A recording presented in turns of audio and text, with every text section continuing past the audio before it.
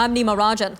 MPs were back in the House of Commons today, bracing to tackle issues ranging from the pandemic and rebuilding the economy to climate change and Indigenous reconciliation. Anthony Ruda was re-elected as Speaker of the House of Commons. Only fully vaccinated MPs who were in the House were able to vote for the Speaker. The House has to decide whether to resume hybrid sittings, which is something that the Conservatives and Bloc are against. Well, meanwhile, the government is telling MPs that they have until just before the holidays to pass a new round of pandemic aid.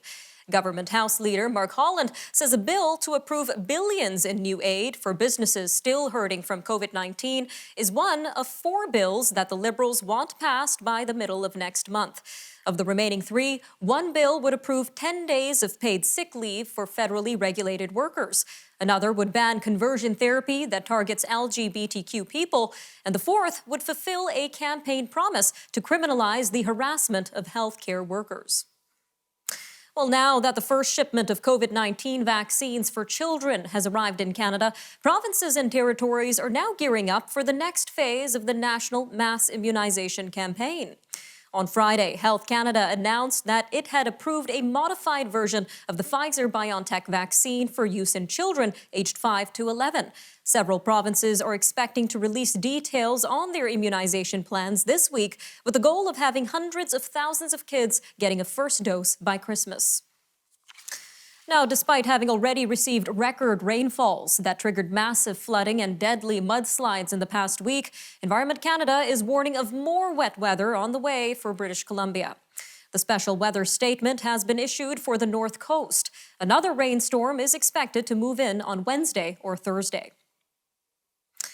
Meanwhile, the federal government is waiving the requirement to show a record of employment in applying for employment insurance benefits for BC residents that were displaced or left jobless by the extreme flooding.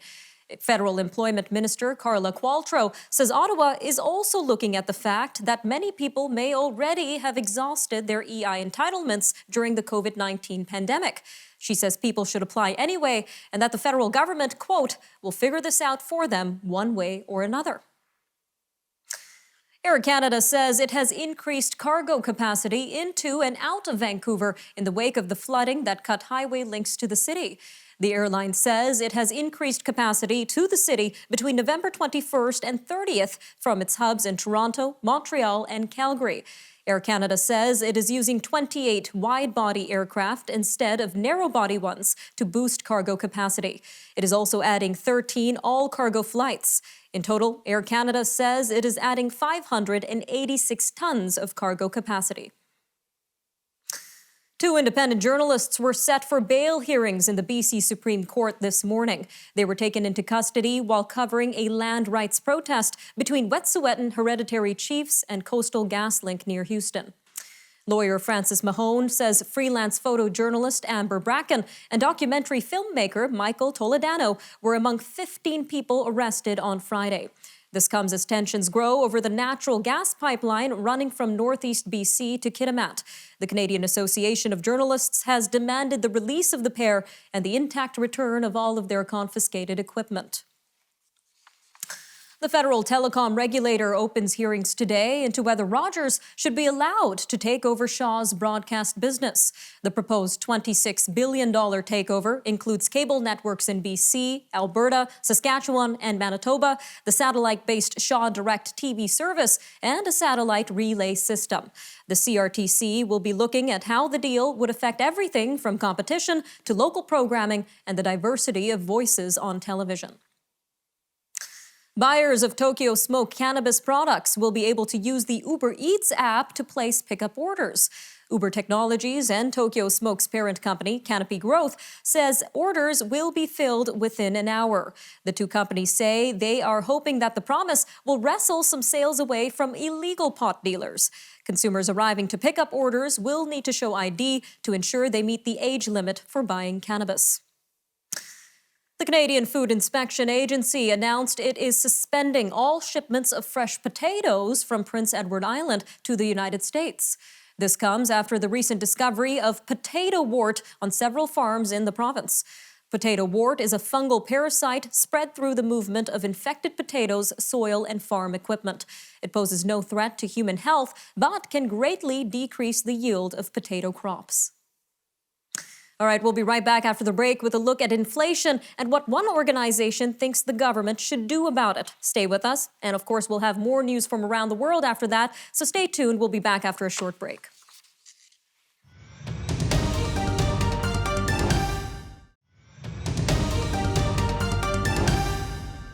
Statistics Canada is scheduled to release findings from its Canadian survey on business conditions for the fourth quarter on Friday.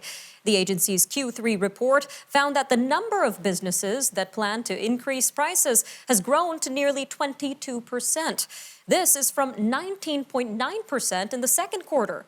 StatsCan's numbers for October put the annual rate of inflation at 4.7%. That is the Consumer Price Index's largest year-over-year gain since February 2003. It has led the Canadian Taxpayers Federation to demand a plan from the federal government to make life more affordable for Canadians. And with us to outline what the organization is calling for is the CTF's federal director, Mr. Franco Terrazzano. Sir, welcome back to Forum Daily. Hey, thanks for having me on. So firstly, can you highlight the CTF's concerns around inflation? Well, this could be one of the key economic issues facing Canadians. This inflation means our paychecks are buying less, our savings are being eroded, and it doesn't take a PhD in economics to understand how the government is influencing these higher prices. We've seen an unprecedented amount of government spending, massive amounts of government borrowing during the pandemic. We've seen the printing press on overdrive during the pandemic, and we've even seen tax hikes during the middle of the pandemic. So we've got these Canadians, we're being soaked by higher prices, but it really feels like our politicians in Ottawa are asleep at the wheel. Now, speaking about Ottawa, we know the House of Commons resumed today. So what specific measures is the CTF calling for the feds to take in order to address inflation? There's three specific things that we're looking for. Number one, we need to see these politicians rein in the massive amount of spending and massive amount of government borrowing. Number two is we need to make sure that we're not seeing all these new dollars printed by the government central bank, because the more dollars that the government prints, the less your dollars buy. And number three, we need to see some tax relief. All right, sir. Well, talking about energy prices now, we know energy prices are not only a concern in North America, but around the world. So let's talk about Canada's situation in terms of energy prices and how the feds can address these rising costs. Well, unfortunately, we're seeing the federal government move in the wrong direction. We've already seen the Trudeau government's carbon tax increase twice during the middle of the pandemic. It's set to go up again next year. And by 2030, Trudeau wants to soak drivers for about 40 cents per liter of gasoline through his carbon tax. And he also wants to impose a second carbon tax through fuel regulations that could add another 11 cents per liter to the price of gasoline. And now, unfortunately, we even see the official opposition under Conservative Party leader Erin O'Toole, who also wants to impose a carbon tax of his own. And on top of energy prices, we're seeing the prices at the grocery stores rise as well. So what does the CTF want to see from the government to address these issues in particular? Well, there's so many different factors that can influence these rising prices. But one of the key factors is that the government can print new dollars out of thin air, but it can't print up new farmland out of thin air. It can't print up new groceries out of thin air. So essentially, we're seeing the problem where you have too many dollars chasing too few goods. Now, during the pandemic, we've seen the printing press on overdrive. We've seen the Bank of Canada create about $370 billion. Now, that's a 300% growth in the Bank of Canada's assets, which is significantly higher than what we saw during the 08-09 recession and during the recessions of the 90s and the 80s. And a large chunk of what the Bank of Canada is buying up is Government of Canada debt. Now, considering this debt, if the federal government stops borrowing and cuts taxes, would that make the issue of inflation more dangerous for Canadian families in the short term? Well, if they actually reduce taxes, it would provide some relief. It would allow us to keep more of our dollars in our own pockets. And we have seen other countries do just that. We saw South Korea reduce its gas taxes by 20%. We just saw India provide gas tax relief as well. And here in Canada, taxes make up between 31 and 42% of the pump price. So if politicians really want to help make life more affordable, they can start by reining in the massive tax bills we're paying at the pumps. All right, sir, just about 45 seconds left here, but we just got off the election in September. So how do the campaign spending promises of the major parties line up with what the CTF is calling for from the feds?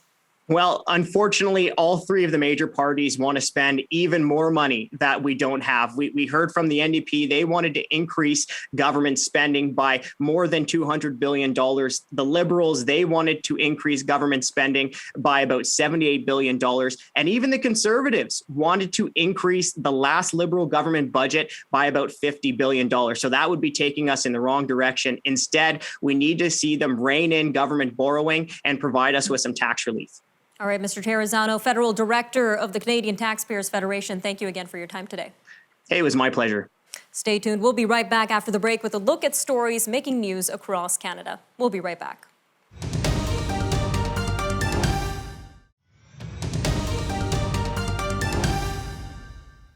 Environment Canada is warning of localized flooding and power outages as a heavy weather system sweeps across much of the Maritimes and into Newfoundland and Labrador.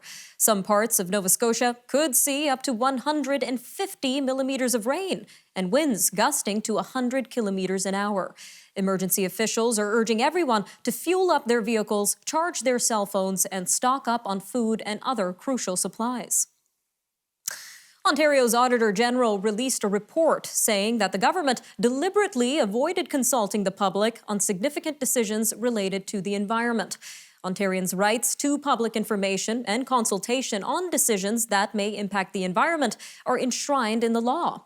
The annual report found the Ministry of the Environment has failed to show leadership on the Environmental Bill of Rights, and some other ministries don't have formal procedures for following it. It also found that the Environment Ministry has not met its obligations to educate residents about their environmental rights. Saskatchewan says it is expecting its first shipment of Pfizer-BioNTech's COVID-19 vaccine for children tomorrow and will begin vaccinating kids on Wednesday. The province says it is expecting 112,000 doses. There are 115,000 children between the ages of 5 and 11 who are eligible for the shot. The pediatric vaccine is to be available at walk-in clinics through booked appointments and at schools. Ontario parents can start booking COVID-19 vaccine appointments for their 5 to 11-year-old children tomorrow, with shots going into arms as early as Thursday. Bookings open at 8 tomorrow morning through a variety of channels, including the provincial COVID-19 vaccination portal, public health units, and participating drugstores. About 1 million Ontario children are eligible to receive the pediatric dose of the Pfizer COVID-19 vaccine. Well, meanwhile, it could soon be time for some zoo animals to get a COVID-19 vaccine. The Granby Zoo, east of Montreal, says it hopes to vaccinate about 90 animals, including primates and big cats such as tigers, jaguars, and leopards, in addition to some red pandas. Veterinarians at the facility say there is a worrying rise in the number of cases in North American zoos, especially among large felines. Last week, 3 snow leopards at the Lincoln Children's Zoo in Nebraska died of COVID-19 complications. Alberta Premier Jason Kenney says the annual general meeting of the United Conservative Party exceeded his best expectations and that he is more confident in his leadership than he's felt in a very long time.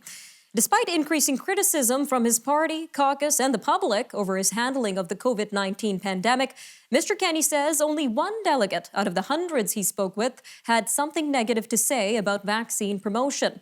Mr. Kenney says he doesn't regret his government's pandemic-fighting measures, despite the anger they caused. He says they were necessary to protect Alberta's health system from collapse.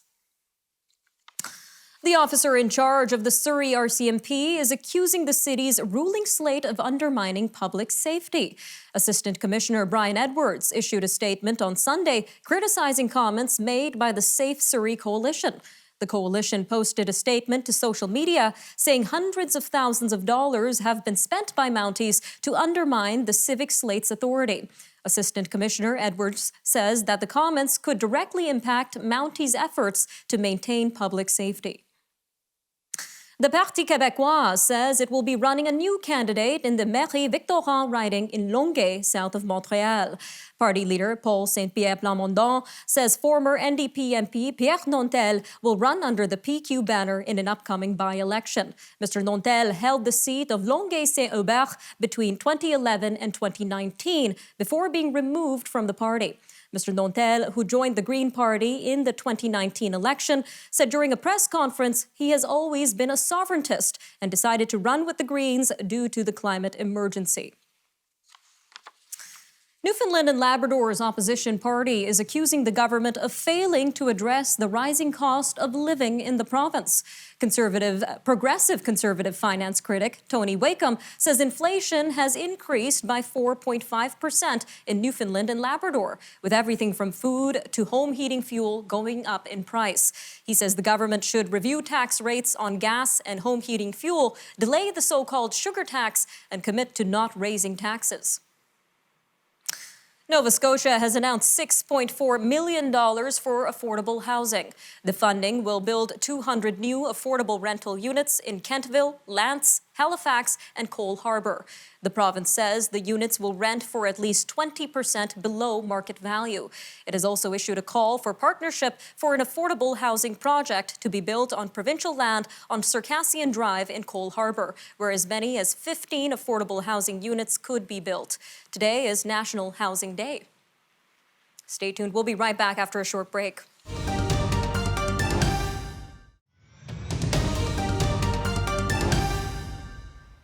Police say the suspect in a deadly Christmas parade crash in Milwaukee, Wisconsin, was in a domestic disturbance just minutes before he killed 5 people and injured 48.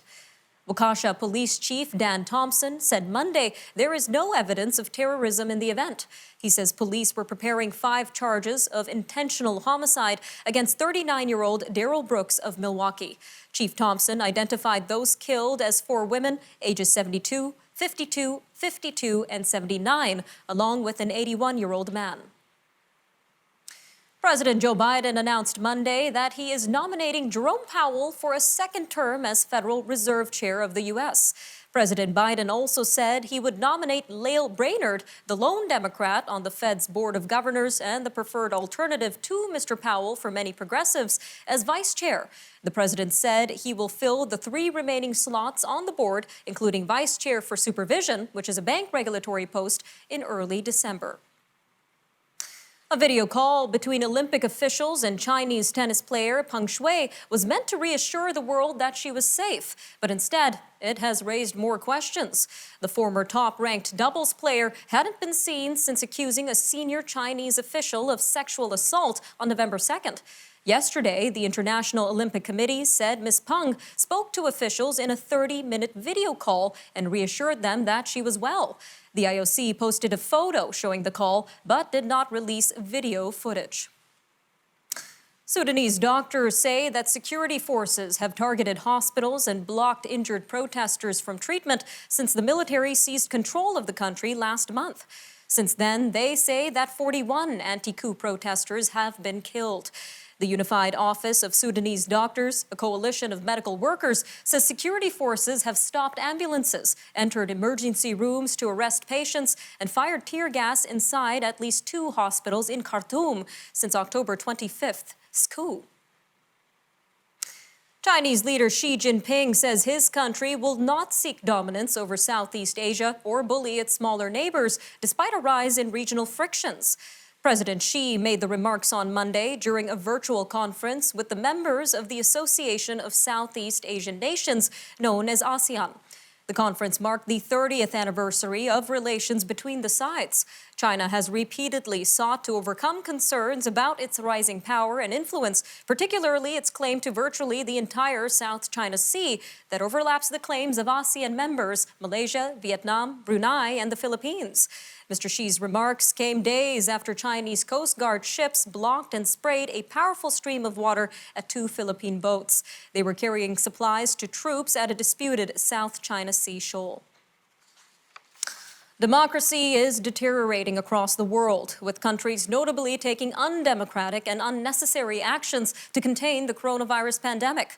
This is according to a report by International IDEA.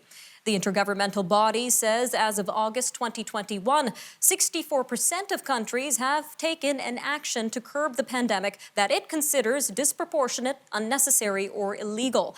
Meanwhile, the situation is also getting worse in countries that are not democratic. Following a funeral service at a church in Southend, England, the coffin carrying MP Sir David Amess was put on a hearse led by 4 black horses for a procession through the community. The longtime MP was fatally stabbed last month while meeting with his constituents. Tomorrow, there will be a requiem mass at London's Westminster Cathedral. Dutch caretaker Prime Minister Mark Ruda has condemned rioters in Rotterdam and other towns and cities across the Netherlands over the weekend as idiots. Mr. Ruda's comments came after coronavirus protests in the Netherlands and Brussels descended into violence amid anger at lockdown measures. He says the violence had, quote, nothing to do with demonstrating. This is a pure explosion of violence directed against our police, against our firefighters, against our ambulance drivers. Lush Cosmetics is leaving Instagram, Facebook, TikTok, and Snapchat and deleting its accounts on Friday. The company says it is taking action until those platforms provide a safer environment for its customers. Lush says it is investing in new ways to connect and for now can still be found on Twitter and YouTube. Researchers in Nova Scotia say they have found the oldest known tree in the Maritimes. It is a 532-year-old eastern hemlock near the South Panuck Wilderness area, which is 50 kilometers west of Halifax. The land used to be owned by the Bowater Mercy Paper Company, but the province bought the parcel in 2012. All right, that'll do it for your look at national and international news for today. I'm Nima Rajan, and this was Forum Daily News. Take care, Canada.